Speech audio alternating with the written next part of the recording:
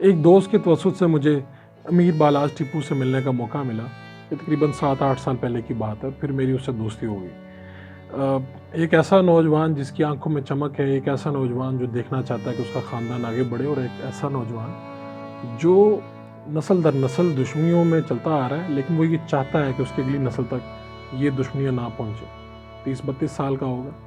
کل رات خبر آئی کہ اس کو ایک شادی کی تقریب میں ایک کیمرہ مین جو جعلی کیمرہ مین تھا وہ آیا اور اس نے فائرنگ کر کے اسے مار دیا اور خود بھی موت کے منہ میں چلا گیا.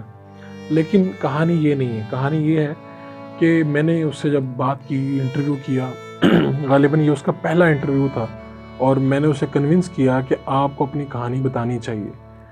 بہت سی باتیں ایسی ہیں جو اس انٹرویو میں ہوئیں، وہ انٹرنیٹ پہ پڑا ہوگا اگر آپ اس کے نام سے سرچ کریں گے. میں اس کی صرف آپ کو 15 سے 20 سیکنڈ کی بات سنانا چاہتا ہوں. کتنی دفعہ آپ کو ایسا لگا کہ اب میں مارا جاؤں گا؟ زندگی میں اگر کچھ نہیں نہ چاہوں گا تو دشمنی. باپ دادا کو واپس تو نہیں لا سکتا، لیکن میں اپنے آنے والے نسلوں کو کبھی دے کے بھی نہیں جاؤں گا. سوچ تو آتی ہوگی کہ جنہوں نے پردادا کو، دادا کو، پھر والد صاحب کو مار دیا، وہ مجھے بھی تو مار سکتے ہیں. میرے بس میں تو سب سے پہلے پر بھائی میں ایک سمپل سی سادہ زندگی گزارنا چاہوں گا. میرے بس میں ہو تو میں ایک سادہ سی زندگی گزارنا چاہوں گا. اس سے پہلے اسی نوجوان کے باپ ٹیپو ٹرکاں والا بہت معروف آدمی تھے، ان کو مار دیا گیا ایئرپورٹ کے اوپر. انہیں مارا گیا ایئرپورٹ جہاں پر کسی بھی اس طرح کی پسٹل یا اسلحہ لے جانا منع ہے.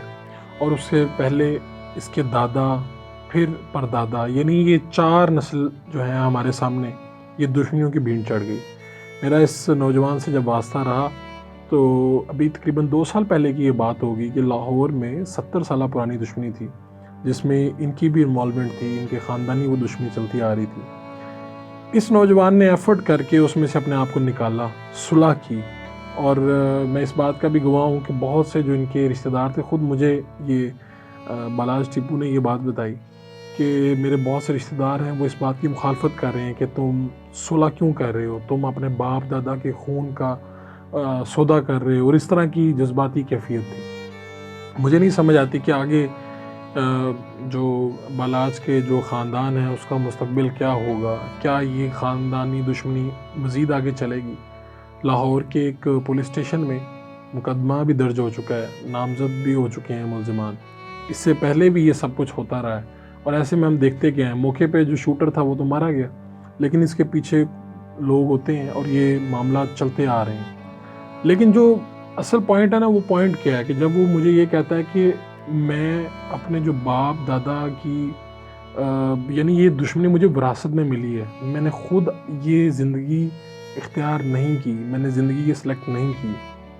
مجھے اس نے یہ بھی کہا کہ میں لوگ مجھے دور سے دیکھتے ہیں، لوگ کہتے ہیں کہ جی آپ کی تو کیا زندگی ہے، آپ کے آگے پیچھے گن مین ہیں، گاڑیاں ہیں، پروٹوکول ہے. لوگ امیر بالاج ٹیپو کو سرچ کرتے ہیں، اس کے ساتھ تصویریں بنواتے ہیں. لیکن مجھے اس کی اندر کا ایک ڈر بھی میرے سامنے تھا. وہ ڈر کیا تھا کہ میری یہ جو دشمنیاں مجھے وراثت میں ملی ہیں یہ آگے میری نسل کو وراثت میں نہ مل جائیں. اور وہ یہ کہتا بھی تھا کہ میں نہیں چاہتا کہ اپنی نئی نسل کو یہ دشمنیاں دے کے جاؤں. آگے اللہ جانے کیا ہوگا، لیکن میرے سامنے تو کئی خاندان اجڑے ہیں، اور یہ لاہور کی بڑی دشمنیوں سے میں سے ایک دشمنی ہے. اور یہ بات کہاں سے شروع ہوئی اور کہاں تک چلے گئی، لیکن میرا المیہ یہ ہے کہ پاکستان کے اندر، پنجاب کے اندر خاص طور پہ وہ دشمنیاں جو نسل در نسل چلتی آ رہی ہیں، ان کو ختم ہونے کا جب بھی یہ کہیں پہ کوئی صلح کروانے کی کوشش کرتا ہے تو پھر آپ کے رشتہ دار، آپ کے دوست، آپ کے احباب آتے ہیں، وہ کہتے ہیں نہیں، صلح کرنا تو بزدلی ہے. اور اسی طرح کتنے ہی میں خاندانوں کا چشمدید گواہ ہوں جو دیکھتے ہی دیکھتے اجڑ گئے ہیں، جو نسلیں اجڑ گئی ہیں. اس کا اینڈ کیا ہوگا، کیا کہا جا سکتا ہے، کوئی نہیں. لیکن میں آج اس بات پہ پریشان ہوں، اس بات پہ رنجیدہ ہوں، اس بات پہ سوچ میں پڑ گیا ہوں. وہ بات کیا ہے کہ آخر یہ بات کہاں تک جا کے رکے گی. اور ایک ایسا نوجوان جو نہیں چاہتا، اس نے مجھے بتایا کہ جب وہ ملک سے باہر تھا تو اس نے ٹی وی پہ دیکھا کہ اس کے والد صاحب کی قتل کی خبر چل رہی ہے.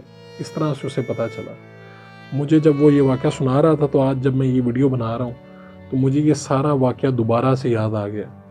اور میں یہ سوچتا ہوں کہ جو بالاج کے بچے اور جو اس کی اگلی نسل ہوگی وہ بھی کہیں نہ کہیں ٹی وی پہ دیکھ رہے ہوں گے، اپنے گھر میں یہ منظر دیکھ رہے ہوں گے کہ ان کا پیارا جو ہے ان کے خاندان کا سربراہ تھا ایک قسم کا، کیونکہ اپنے والد صاحب کے بعد اسی نے سارا ٹیکل کیا. اگر آپ لاہور کے شاہ عالم روڈ پہ جائیں تو وہاں پہ بہت بڑا ڈیرا ہے ان کا.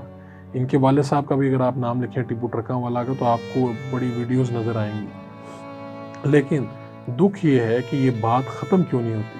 دکھ یہ ہے کہ اگر کوئی بیچ میں چاہتا بھی ہے کہ میں اس کی بھیڑ نہ چھوڑوں، بہت سے واقعات ہیں بتانے کے لیے، لیکن شاید یہ وہ موقع نہیں ہے.